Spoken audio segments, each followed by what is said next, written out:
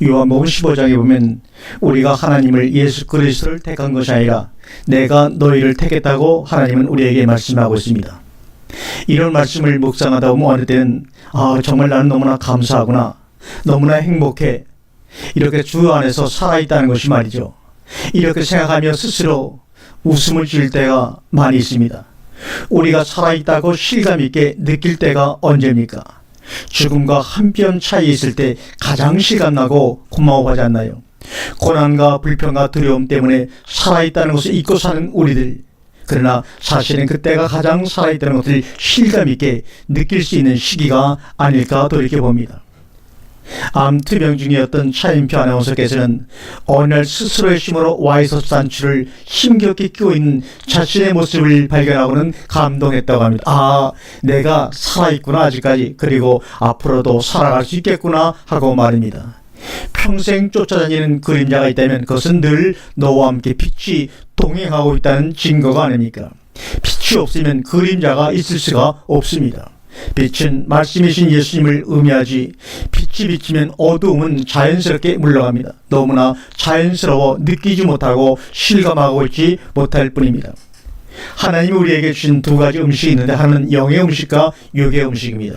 생명은 호흡에 달려 있는데 잊어먹고 삽니다. 죽음에 임박하고서야 잠시 생각하고 후회를 하지만 그때는 이미 늦습니다. 생명에 젖질린 호흡을 잊어먹고 사니 온 세계가 입으로 들어가는 음식만 포식하거나 반대로 다이어트 하겠다고 난리인 것입니다. 그러나 더 중요한 사실은 코로 들어가는 음식, 즉 호흡입니다. 건강하면서 우리는 호흡을 잊어버리고 삽니다. 정신줄을 놓은 결과입니다. 그 결과 우리의 육신의 건강은 점점 망쳐갑니다.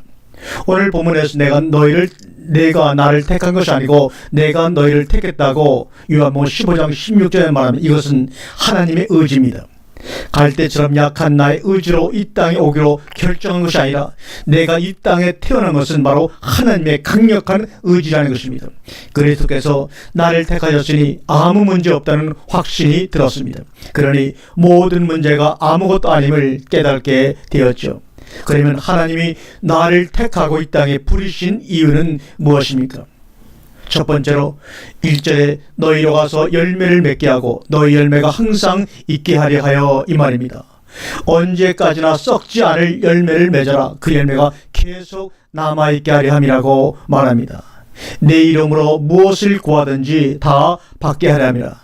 근데 내가 이런 것을 너희들에게 명함은 오직 한 가지 이유, 너희로 서로 사랑하게 하려 함이라. This is my command, love each other. 내가 이것을 너희에게 명령함은 love each other, 각자가 서로 사랑하게 하려 함이라고 말합니다. 우리는 기도를 드렸어요. 항상 드린 기도지만 그때 드린 기도는 하나님 아버지하고 끝났습니다. 하나님을 아버지라고 부르니까 다른 기도가 아무 의미가 없었지요. 예수님께서 아버지를 하나님이라고 가르치신 뜻을 그때 알았습니다. 절망 속에서 희망을 드디어 얻었습니다. 33절에 누가복음 33절에 엠마오의 예수님을 여러분 아시죠?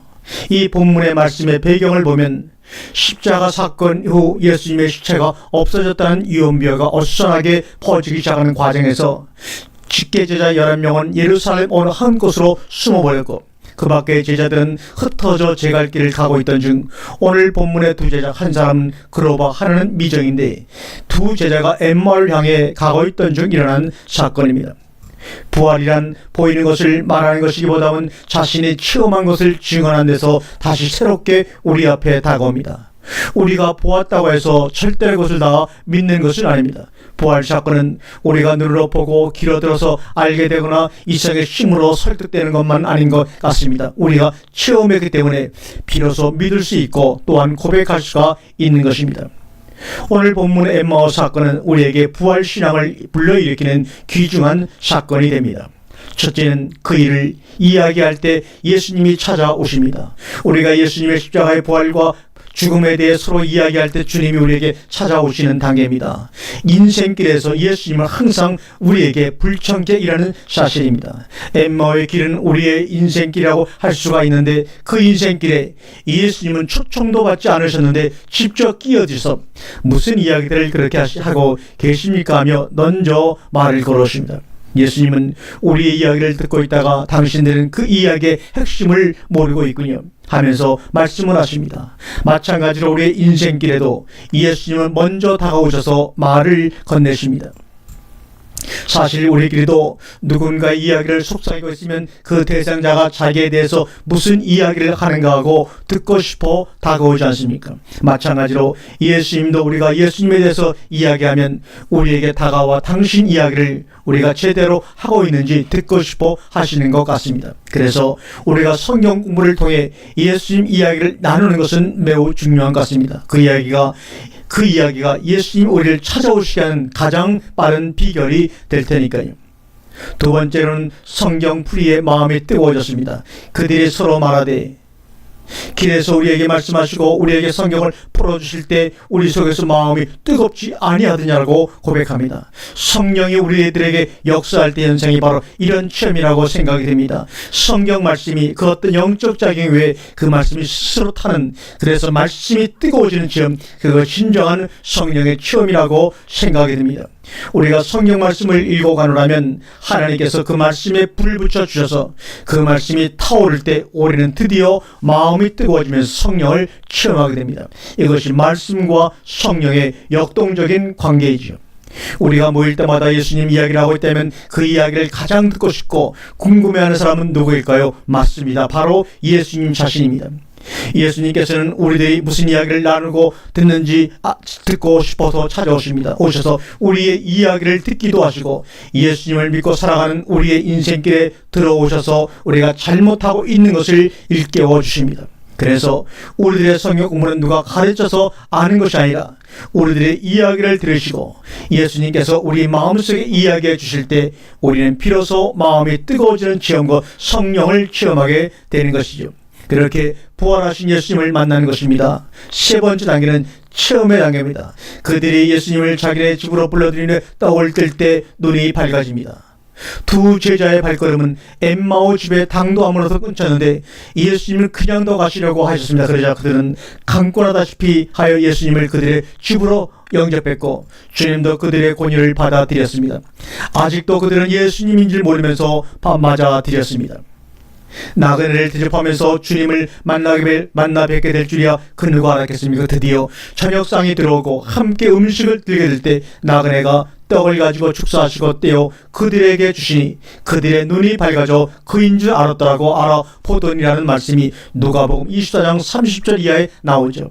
어떻게 된 일입니까? 우리의 삶 가운데 밥상 공동체가 이루어질 때 주객이 바뀌면서 예찬은 숙면차로 변하면서 축사하시고 떡을 떼는 손에서 주님의 사랑의 실체를 알아차리게 된 것 아닙니까?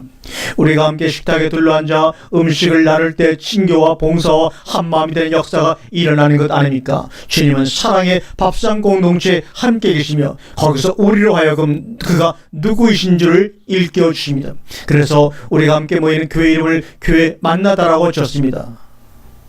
하나님의 말씀이 만나고 우리가 함께 먹는 밥이 만나고 너와 내가 만나는 그것이 바로 영적인 공동체 교회 만나대의 사명이며 의무입니다. 교회마다 밥상 공동체를 중요하게 생각하는데 우리가 식사를 함께 나눌 때마다 그 가운데서 주님께서 항상 함께 계십니다. 예수님이 우리와 함께 하시는 임마누엘 신앙을 통해서 부활의 신앙을 깨닫게 되는 것입니다. 최근은 부활 신앙을 믿기 어렵다고 이해하기 힘든 사건으로 여기는 경우가 종종 많이 있습니다. 왜냐하면 부활을 머리로 이해하려고 하기 때문입니다. 그러나 부활 신앙은 이해가 아닌 체험의 영역입니다. 우리가 부활의 능력을 체험할 때 비로소 우리에게 부활의 신앙은 믿음이 될 수가 있습니다. 이 체험은 두 단계와 세 번째 단계가 융합되면서 일어납니다. 사실은 두 번째 단계 곧 마음이 뜨거워지는 단계가 먼저 나타났지만 그것을 깨닫지 못하고 있다가 세 번째 단계 곧 눈이 밝아져 그인지 알아보는 단계가 나타날 때 그것들이 한꺼번에 부활신앙의 체험으로 일어나는 것입니다. 마치 성령과 말씀이 부딪혀 진정한 깨달음이 오는 것처럼 말입니다.